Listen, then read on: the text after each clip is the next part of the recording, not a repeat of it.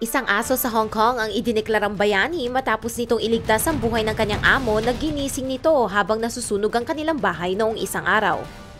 Ang 22-year-old na si Lenka ay natutulog sa kanyang apartment sa 27th floor sa Kwai Lin Estate sa Kwai Yong District nang magsimulang masunog ang kanyang tinitirhan.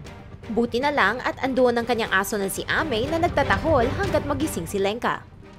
May halos 200 taong na-evacuate mula sa building at isang lalaki ang sinugod sa ospital dahil marami itong nahigop na usok. Si Lenka ay nasa critical na kondisyon at nangangailangan ng tubo para makahinga. Ayon kay Mrs. Den na isa ring residente ng apartment building, medyo mabagal ang pagkilos ng iilan sa kanila, malamang nga dahil hindi nila namalayan na nasusunog na pala ang kanilang building.